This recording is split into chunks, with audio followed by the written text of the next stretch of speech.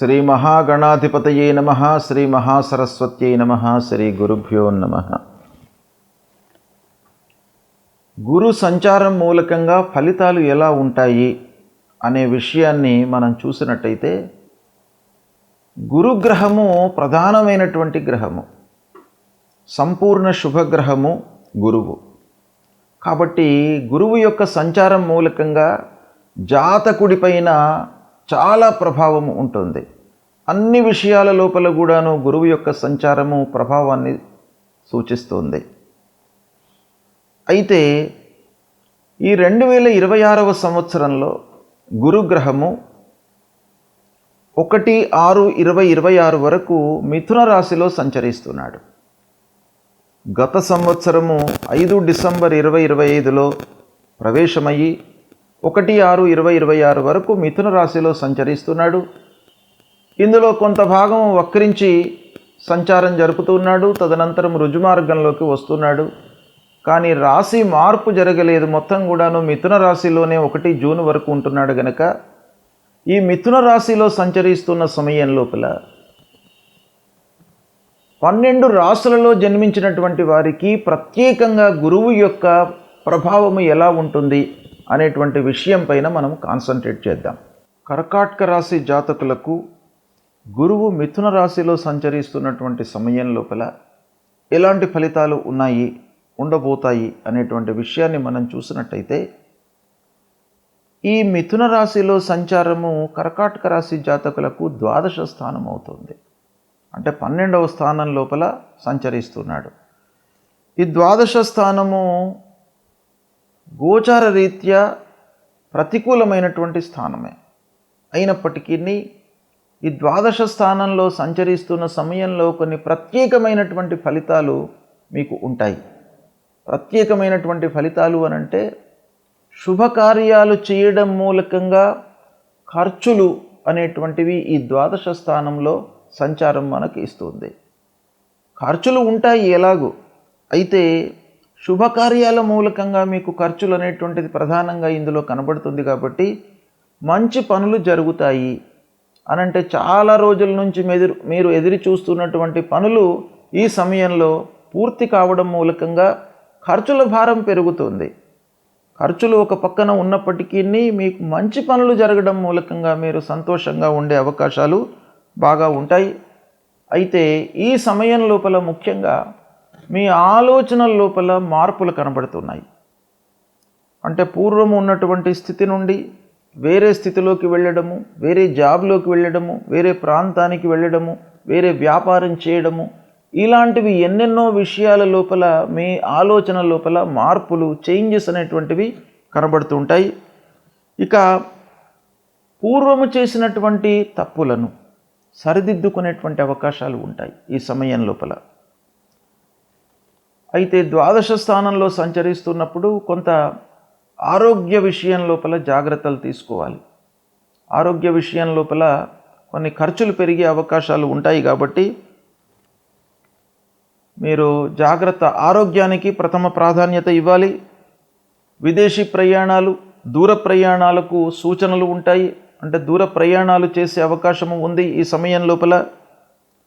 ఇకపోతే అన్సర్టనిటీ మూలకంగా కొంత మీరు మానసిక ఒత్తిడికి గురయ్యే అవకాశాలు ఉంటాయి. కాబట్టి దీన్ని అవాయిడ్ చేయడానికి ధ్యానం చేయడము, యోగా చేయడము, ఇలాంటివి మీరు చేసుకున్నట్టయితే ఆ మానసిక ఒత్తిడి నుండి విముక్తులయ్యే అవకాశం ఉంది.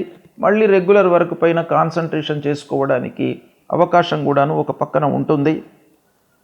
వర్క్ లోడ్ మట్టుకు బాగా పెరుగుతుంది. ఉద్యోగస్తులకు, వ్యాపారస్తులకు, అందరికీ కూడాను స్వయం వృత్తిలో ఉన్నటువంటి వారికి వర్క్ లోడ్ పెరుగుతుంది. ఇక మీరు రహస్యంగా, అంటే ముక్తసిరిగా, నలుగురికి చెప్పకుండా, నలుగురికి తెలియకుండా ఏవైనా పనులు మీరు చేసినట్టయితే అందులో సక్సెస్ అనేటువంటిది ఉంటుంది.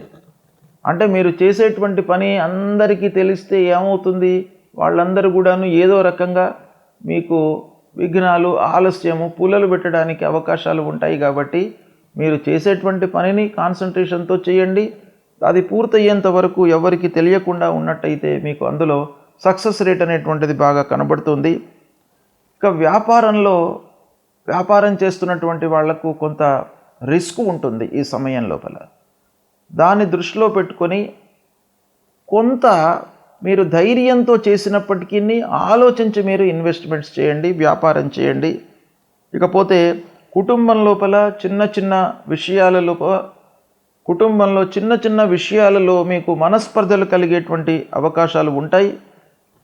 ఓవరాల్గా మనం చూసినట్టయితే కొత్త విషయాలను అధ్యయనం చేయడానికి విద్యార్థులకు అవకాశం ఉంది ఈ సమయం లోపల. విద్యార్థులకు ముఖ్యంగా సమాజంలో మంచి స్థితిలో ఉన్నటువంటి వాళ్ళతో మీకు ఒక మార్గదర్శన లభిస్తుంది, అంటే గైడెన్స్ లభిస్తుంది మీకు. తద్వారా మీరేంటి మంచి స్థితిలోకి వెళ్ళడానికి అవకాశాలు ఉంటాయి. ఇకపోతే మీరు ఒంటరిగా ఉండడానికి ఈ సమయంలో ఇష్టపడతారు. దానికి కారణం ఏంటంటే మానసికంగా కొన్ని ఇబ్బందులు ఎదుర్కొనే అవకాశం ఉంది కనుక దాన్ని కొంత తగ్గించుకోవడం మంచిది. ఖర్చులు పెరుగుతాయి. ఖర్చులు కూడాను లగ్జరీ కొరకై వృధా ఖర్చులు చేస్తారు. తద్వారా మీరు కొన్ని ఇబ్బందులు పడే అవకాశాలు ఉన్నాయి. ముఖ్యంగా ఆధ్యాత్మికపరమైనటువంటి చింతన పెరుగుతుంది. తల్లిదండ్రుల యొక్క సహాయ సహకారాలు మటుకు ఉంటాయి. ముఖ్యంగా మీరు తల్లి యొక్క ఆరోగ్యం విషయం లోపల జాగ్రత్తలు తీసుకోవాలి. ఈ సమయంలో వస్తువులు కొనేటప్పుడు నాణ్యత, డాక్యుమెంటేషన్ పైన మీరు మనస్సు నిలపాలి. ఇకపోతే పూర్వం చేసినటువంటి అప్పులను కొంతవరకు చెల్లించే అవకాశాలు ఈ సమయంలో కనబడుతున్నాయి. స్నేహితులతో గ్యాప్ ఏర్పడుతుంది. అంటే అనవసరమైనటువంటి చర్చల మూలకంగా లేదా వాళ్ళ మూలకంగా మీకు వృధా ఖర్చులు ఇవన్నీ దృష్టిలో పెట్టుకొని మీరు స్వయంగా వాళ్ళ నుండి కొంత దూరంగా ఉండడానికై మీరు ఇష్టపడే అవకాశాలు ఎక్కువగా ఉన్నాయి. ఇకపోతే కొంత అనుకోకుండా మీకు ఆదాయం కూడాను ఒక పక్క నుంచి వస్తుంది. ఖర్చులు ఎలాగూ ఉన్నాయి ఈ సమయం లోపల, దాన్ని రెక్టిఫై చేసుకోవడానికి మీరు మార్గాలను అన్వేషిస్తారు. కొంత అవకాశం కూడాను ఉంది. ఏదో రకంగా మీ చేతిలోకి డబ్బు వచ్చే అవకాశాలు ఉన్నాయి. ముఖ్యమైనటువంటి వస్తువులను, విలువైనటువంటి వస్తువులను మీరు కొనే అవకాశాలు కూడాను ఈ సమయం లోపల కనబడుతున్నాయి. అంటే ఈ సమయం మిథున రాశిలో సంచరిస్తున్నటువంటి సమయం లోపల కర్కాటక రాశి జాతకులకు ఓవరాల్గా మనం చూసినట్టయితే ప్రయాణాలు మీకు అనుకూలిస్తాయి. ఇకపోతే అనుభవాలతో కొన్ని పాఠాలు నేర్చుకుంటారు ఈ సమయం లోపల. అది చాలా ముఖ్యమైనటువంటిది. ఆత్మవిశ్వాసం పెరుగుతుంది. శ్రమతో మీరు సంపాదిస్తారు. అంటే డబ్బు ఊరికే రాదు. ఈ సమయంలో ఉన్నప్పుడు మీరు కష్టపడితేనే డబ్బు వస్తుంది. ఇకపోతే అందరితో కూడాను, స్నేహితులు, బంధువులు, ఆత్మీయులతో కూడాను కొంత మీరు జాగ్రత్తగా ఉండడం మంచిది. ఈ సమయం లోపల అన్ని విధాలుగా జాగ్రత్తలు తీసుకుంటూ ఉన్నట్టయితే మీకు కొంతవరకు మంచి ఫలితాలు కలిగే అవకాశం ఉంది. గురువు మిథున రాశిలో సంచరిస్తున్నటువంటి సమయం లోపల మన జన్మరాశికి 2, 5, 7, 9, 11 స్థానాలలో సంచరిస్తున్నట్టయితే, అంటే మన జన్మరాశి నుండి 2వ స్థానంలో కానివ్వండి, 5వ స్థానంలో కానివ్వండి, 7వ స్థానంలో కానివ్వండి, 9వ స్థానంలో కానివ్వండి, 11వ స్థానంలో కానివ్వండి సంచరిస్తున్నప్పుడు గురువు మనకు శుభ ఫలితాలను ఇస్తాడు. కనుక ఈ సమయంలో మనము గురువు విషయమై పరిహారం చేసుకోవాల్సినటువంటి అవసరం లేదు. కేవలం మీరు గురువును సందర్శించుకోవడము, నిత్యము పూజించేటువంటి దేవతను పూజించినట్టయితే మీకు సరిపోతుంది. ఇక 1, 4, 10, 12 స్థానాలలో సంచరిస్తున్నప్పుడు మధ్యమ ఫలితాలను ఇస్తాడు. మధ్యమ ఫలితాలు అనంటే మనము ఎఫర్ట్స్ పెడితే మనకు ఆ శుభం అనేటువంటిది మన వైపుకు వస్తుంది. అంటే స్కిల్స్ను ప్రదర్శించి ఎఫర్ట్స్ పెట్టి మనం పనులు చేసినట్టయితే సత్ఫలితాలను పొందుతాము మధ్యస్థంగా ఉన్నటువంటి సమయం లోపల. అయితే ఈ సమయంలో మనము కొన్ని పరిహారాలు చేసుకోవాలి. ఎందుకంటేను మనము శ్రద్ధతో పనులు చేయడానికి భగవంతుడి యొక్క అనుగ్రహం కూడాను కావాలి. ఆ శ్రద్ధ అనేటువంటిది మనకు కలగాలి. శ్రద్ధతో పనులు చేయాలి అని అంటే మనకు ఆ ఇంట్రెస్ట్ అనేటువంటిది రావాలి. కాబట్టి భగవంతుడి అనుగ్రహం కావాలి. ఇక అదేవిధంగా 3, 6, 8 స్థానాల్లో సంచరిస్తున్నప్పుడు ప్రతికూలమైనటువంటి ఫలితాలను ఇస్తాడు గురువు. కాబట్టి ఓవరాల్గా మనం చూసినట్టయితే మధ్యస్థంగా ఉన్నప్పుడు, ప్రతికూలంగా ఉన్నప్పుడు తప్పకుండా మనం పరిహారాలు చేసుకోవాలి. అయితే గురువు విషయంలో మనం ఏం పరిహారం చేసుకోవాలి అనే విషయాన్ని మనం చూసినట్టయితే, గురువు సంబంధించినటువంటి మూలమంత్రం ఉంటుంది. దేవానాంచ ఋషీణాంచ గురుం కాంచన సన్నిభం వందనీయం త్రిలోకానాం తన్నమామి బృహస్పతిం అనేటువంటి ఈ మూలమంత్రాన్ని ప్రతినిత్యం కూడాను ఒక 16 మార్లు మీరు జపించినట్టయితే ఆ గురువు యొక్క అనుగ్రహం లభిస్తుంది. అంతేకాకుండా సద్గురువులను సందర్శించుకోండి.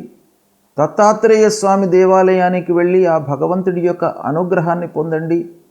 దక్షిణామూర్తి స్తోత్ర పారాయణాన్ని చేయండి. అన్నిటికంటే ముఖ్యమైనటువంటిది గురువు యొక్క అనుగ్రహం రావడానికి తల్లిదండ్రులను సేవించండి. మాతృదేవో భవ పితృదేవో భవ అన్నారు. కాబట్టి తల్లిదండ్రులే మనకు గురువులు, తల్లిదండ్రులే భగవంతుడు. కాబట్టి తల్లిదండ్రులను ప్రతినిత్యం కూడాను సేవించడము, వాళ్ళ యొక్క బాగోగులు తెలుసుకోవడము, వాళ్లకు కావలసినటువంటి పనులను చేసి పెట్టడము, వాళ్ళ యొక్క మనస్సును నొప్పించకుండా వాళ్ళను సంతృప్తిపరిచినట్టయితే మీకు తప్పకుండా ఆ తల్లిదండ్రుల యొక్క అనుగ్రహం లభిస్తుంది. తద్వారా భగవంతుడి యొక్క అనుగ్రహం కూడాను మీకు లభిస్తుంది. కనుక అందరూ కూడాను గురువు ప్రతికూలంగా ఉన్నప్పుడు మీరు తల్లిదండ్రులను సేవించండి. వాళ్లకు కావలసినటువంటి విషయాలపై మీరు మనస్సు నిలపండి. తద్వారా మీకు శుభం జరుగుతుంది. శుభం.